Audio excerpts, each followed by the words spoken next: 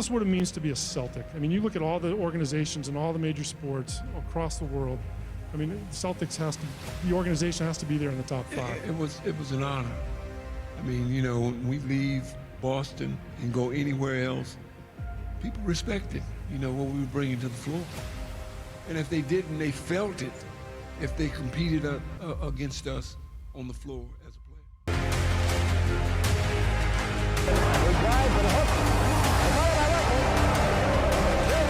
Anything's possible! Tatum drives down and throws it down!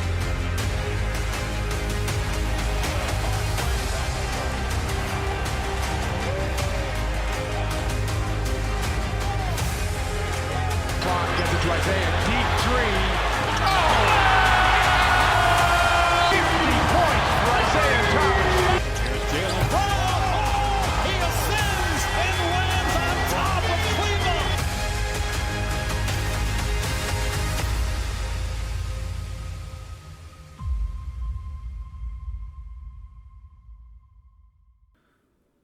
Boston, the birthplace of the American Revolution, has also birthed some of the greatest dynasties ever witnessed in American sports. Of greater importance if he makes it, and it's right down the pipe. Fans have longed to hear it. The Boston Red Sox are world champions. Bobby Orr behind the net to Sanderson. Orr! Bobby Orr! Scores, and the Boston Bruins have won the Stanley Cup. It's a 1-2 pitch. Red Sox win the World Series, and the best team in baseball wins it all in 2018. The Boston Bruins have won the Stanley Cup.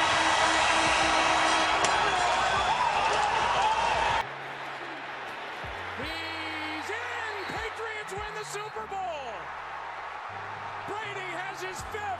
But one of the city's franchises stands above not just the others within its own city, but of all other teams of any other sport, the Boston Celtics. 17 NBA championships, 37 players, and 6 coaches inducted into the Naismith Memorial Basketball Hall of Fame. This is basketball greatness. But empires are not built overnight. They take the dedication of great individuals over the span of multiple generations to cement their legacy. So how exactly did Boston do it? What is their story? And the legacy of winning that they have built? Boston, 1946. America is fresh off its victory in the Second World War. As soldiers slowly returned home and back to civilian life, the nation attempted to shift from wartime to peacetime. It was during this time that attendance at sporting events drastically increased. The Cubs drew more than 1,300,000 rabid baseball fans. Brooklyn, Ebbets Field seated more than 1,700,000 during the season, and New York, where over 2,200,000 watched the games at Yankee Stadium. 47 million paid admissions to professional baseball in 1946.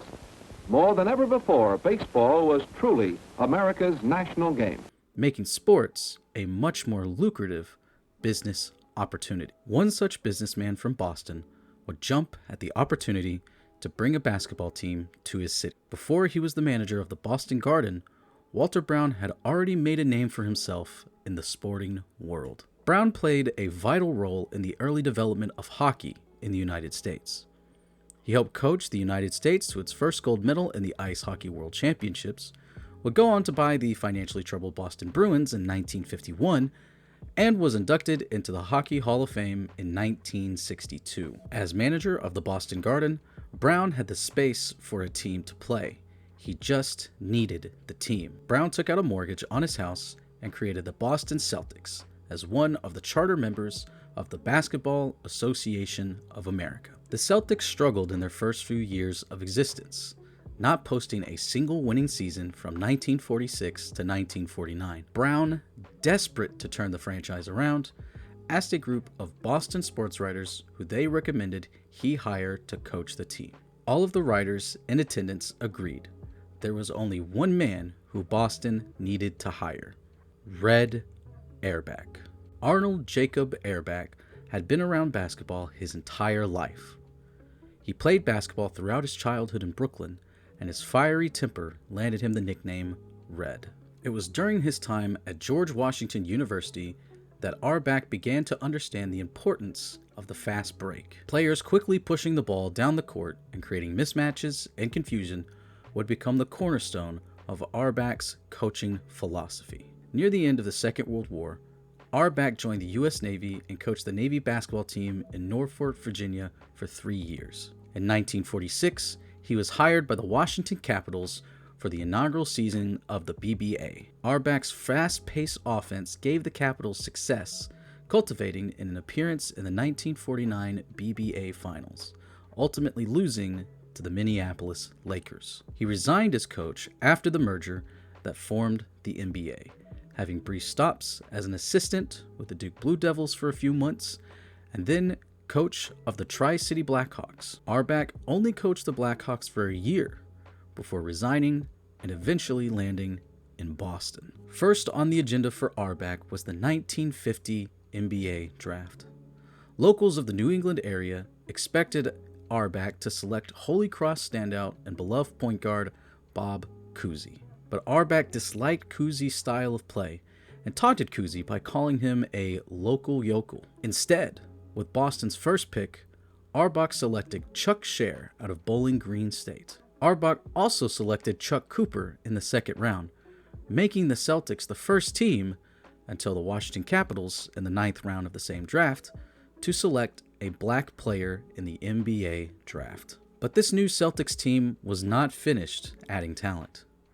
It seemed like destiny had ordained Cousy to be a Celtic. Cousy was passed by the Celtics and selected 3rd overall by the Tri-City Blackhawks. When Cousy declined to move out west and join the team, his contract was picked up by the Chicago Stags, but the team collapsed shortly thereafter. Along with Cousy, players Max Zalowski and Andy Phillip were chosen from the Blackhawks for a dispersal draft. The Celtics were one of 3 teams invited and received the 3rd pick. To the dismay of Walter Brown and Coach Auerbach, Zalowski and Phillip were already taken, meaning Cousy was now a Celtic. Despite the owner and head coach initially not wanting Cousy on the team, Cousy flourished in Auerbach's fast break system. Over the next 6 seasons, Cousy became one of the most dominant point guards in the league. The Celtics also found success in the regular season. Year after year, they finished with a winning record, but could never find success in the playoffs. If the Celtics wanted to win a title, something had to change. It was in the lead up to the 1956 NBA draft where Auerbach would make one of the most critical decisions in the history of the franchise. Auerbach traded up to the 2nd overall pick for the draft with the intention of selecting the 6'10" center from the University of San Francisco, Bill Russell. Russell's family had moved to Oakland, California from West Monroe, Louisiana when Russell was just 8 years old. He was a good runner and jumper, but struggled during his early basketball years. Russell was cut from his junior high team and nearly cut again during his freshman season. But Russell never quit and soon developed a love for the defensive side of the ball. The defensive philosophy at the time had defenders playing flat-footed and bigs constantly on the hip of their man. In contrast, Russell played on his toes and helped defense to challenge guards and forwards driving to the basket. The NCAA changed 2 rules in response to Russell.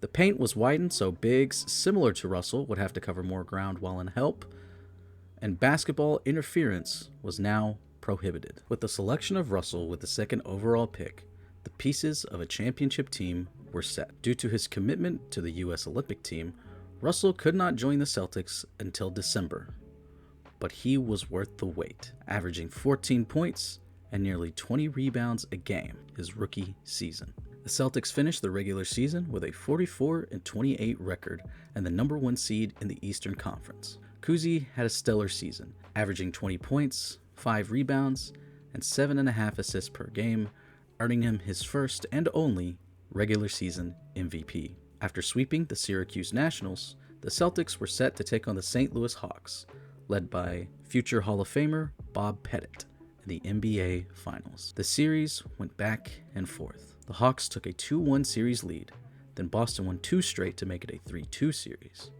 St. Louis won Game 6 and forced a Game 7 showdown in Boston. In the final seconds of regulation, Russell hit a game-tying layup and a game-saving block to send the game into overtime. The Celtics had a 2-point lead going into the final second of the second overtime period. Pettit's 15-foot attempt to tie the game bounced off the back of the rim, and time expired. The Boston Celtics were NBA champions. What followed this championship was one of the most dominant and impressive runs by any team in American sports history. The Celtics would fall to the St. Louis Hawks in the 1958 NBA Finals, but would then go on to win 8 NBA championships in a row and 11 championships overall from 1957 to 1969. The Celtics did all of this in an era that included Oscar Robinson, Wilt Chamberlain, Jerry West, and Elgin Baylor, some of the greatest to ever play the game of basketball. Russell would win 4 MVPs during this run, but that might not be the most impressive thing Russell did with the Celtics. Auerbach retired from being the coach of the Celtics before the 1966 season. Russell was given the job as a player coach, making Russell the first black head coach in the NBA. Well, you must have some, apprehension about perhaps even this the first day on how you should handle it, or have you given it a lot of thought all summer long? No, I haven't given it much thought at all, to tell you the truth. You're just going to play it as it comes along? Yes, maybe I'm doing it the wrong way, but I'm treating coaching the same way I treat playing. I don't do it in the summer. He would win his final 2 championships in this role in 1968 and 1969, eventually retiring from playing and leaving Boston after the 1969 finals. Russell's departure left a hole in the organization, and Boston soon found itself in a rebuild. The Great Dynasty was officially over. The 1970 season saw Boston miss the playoffs for the first time in 20 years. There was no question the team was now in a rebuilding stage. However, this rebuild would not last long. With the acquisition of players Dave Cowens, Paul Silas, and JoJo White, the Celtics were once again a force in the East. Tom Heinsohn, who played for the Celtics during their initial dynasty and even won Rookie of the Year over Russell, was coined as the new head coach to lead this organization out of the rebuild. Heinsohn's Celtics saw great regular season and postseason success. In the 1972-1973 season, the Celtics won an astonishing 68 games before eventually being upset in the playoffs by the would-be champion New York Knicks. The Celtics would return to the promised land the following year by beating the Milwaukee Bucks in 7 games, and again in 1976 by beating the Phoenix Suns in 6. While the 70s wasn't necessarily a dynasty, and to many outside the older fandom might be an overlooked time in the team's history, the Celtics remained dominant in a decade after losing the core that had won so much. The Celtics would once again enter into a rebuild, and once again, Boston would not have to wait long for greatness. The Celtics owned 2 of the top 8 picks in the 1978 NBA draft. Auerbach took a huge gamble and selected Larry Bird from Indiana State, knowing that Bird would remain in college for his senior year. Even though Bird could not play for the 1978-79 season, Auerbach believed Bird would be worth the wait. Larry Bird grew up in Indiana and attended Indiana State University, leading the Sycamores to their first NCAA tournament appearance and to the 1979 NCAA championship game against Michigan State. The Spartans, led by their star point guard Magic Johnson, defeated Bird and Indiana State. A bitter rivalry between these 2 budding stars had officially begun. The Celtics organization was not in a good place before Bird arrived. Since Walter Brown's founding of the team in 1947, the Celtics were on their 9th ownership group. In 1978, Irv Levin traded franchises with businessman John Brown Jr., who made his fortune by being the one to franchise KFC across the country. Brown at the time owned the Buffalo Braves, and Levin took the Braves and moved them to San Diego and renamed them the Clippers. In just his single season of ownership, Brown nearly destroyed the Celtics. He orchestrated a trade that sent 3 first-round picks in exchange for Bob McAdoo, a trade that angered Auerbach and nearly drove him to accepting a position with the rival New York Knicks. Rather than be the man that ran Auerbach out of town, Brown would eventually sell the team. But the 1979-1980 season saw the Celtics return to their winning ways. Bird had a successful rookie season, averaging 21 points, 10 rebounds, and 4 assists. In his first season as head coach, Bill Finch led the Celtics to a 61-21 record.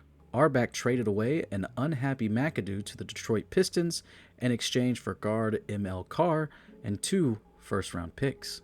Bird was given Rookie of the Year honors, and the Celtics made it all the way to the Eastern Conference Finals before losing to the Philadelphia 76ers. In the next offseason, Auerbach made a trade that would define the next decade of Celtics basketball. Auerbach traded 2 first-round picks to the Golden State Warriors for center Robert Parrish and a first-round pick, which was used to draft forward Kevin McHale from the University of Minnesota. With a new Big Three assembled in Bird, Parrish, and McHale, the time for Boston's return to glory had come. After finishing the 1980-1981 season with a 62-20 record, the Celtics found themselves down 3-1 to the Philadelphia 76ers in the Eastern Conference Finals. Boston fought back and won Game 7 by a score of 91-90 and went on to beat the Houston Rockets and what would be the first of 3 championships the franchise would win in the 80s. After winning the championship in the 1983-1984 season, Auerbach finally stepped down as general manager of the Celtics and became team president and later vice chairman. Even after winning 2 championships, the Celtics were still looking towards the future. A trade with the Seattle Supersonics gave Boston the number 2 overall pick in the 1986 NBA draft, which was used to select Len Bias out of Maryland. Bias had superstar potential and looked to be the next building block of a future without Boston's Big Three. Sadly, Bias died 48 hours after the draft due to a cocaine overdose. The death of Len Bias is one of the saddest stories and the greatest what-ifs in the history of the NBA. Bird would win 3 championships, 2 finals MVP, and became just the 3rd player in NBA history to win 3 regular season MVPs in a row, a feat no other player has accomplished since. The rivalry Bird and the Celtics had with Magic and the Lakers might be one of the greatest in NBA history. Both sides met 3 times in the NBA Finals, with the Lakers taking the overall matchup 2-1. Magic would also take the edge in career championships, winning 5 titles throughout his career. The 80s, while not as dominant as the 60s, was a successful decade nonetheless that added to the greatness of the franchise. Bird retired in 1992 and would eventually go on to coach the Indiana Pacers and found some success in doing so. By the time Bird retired, many of the other core players from the recent championships had also either retired or moved on to other teams, or would do so shortly after. The great team of the 80s was finished, and now it was a time of rebuild once again. The 90s would be the first decade since the creation of the team in the 1940s that the Celtics would not win an NBA championship. Tragedy struck the Celtics and the NBA world when promising young forward Reggie Lewis collapsed during the first round of the 1993 NBA playoffs. Lewis was cleared by doctors despite the discovery of heart problems, and later suffered a heart attack during the offseason and passed away. He was just 27 years old. The rest of the 90s saw the Celtics make the playoffs only once in 1994, eventually losing to the Orlando Magic in 4 games. Towards the end of the decade, the Celtics acquired good young talent, but struggled to put together a competitive team. Boston missed out on drafting forward Tim Duncan in the 1997 draft, but used 2 lottery picks to grab future NBA champion and current NBA coach Chauncey Billups and Ron Mercer. Following season, the Celtics selected Paul Pierce with the 10th overall pick, a player that would prove vital in returning the Celtics to glory. Pierce grew into a legitimate NBA star between the 2001 and 2006 seasons. While the team found little success overall during those years, Boston still had something to build around with Pierce. Boston just needed the right man to bring it all together. Towards the end of the 2003 season, current general manager Chris Wallace was pushed into another position into the organization to make way for former Celtics player Danny Ainge. Ainge was part of the Bird Dynasty years and had a knack for the front office work of the basketball world. He immediately began work to reorganize the roster and compete once again. In 2004, Ainge hired former Orlando Magic coach Doc Rivers to lead his new team. The summer of 2007 would prove to be a vital one for Ainge and the Celtics. The worst-case scenario happened to Boston in the draft lottery, falling to the 5th pick after having a 20% chance of obtaining the 1st overall pick. Since Boston had no shot of drafting presumed 1st and 2nd picks in Greg Oden and Kevin Durant, Ainge made the move to trade away the 5th pick to Seattle, and in exchange received 3-point specialist Ray Allen, who arguably at the time was the best 3-point shooter in the league. Ainge would also draft Glenn Davis with the 35th pick in the same draft, another critical part for the roster moving forward. But the greatest of moves was yet to happen.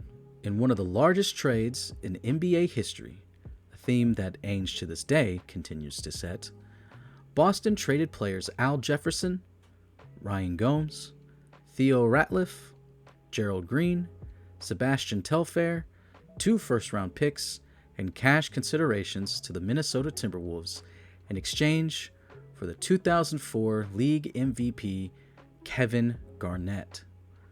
There was a new Big Three in Boston. Both trades that Boston made before the 2007-2008 season would be worth every penny.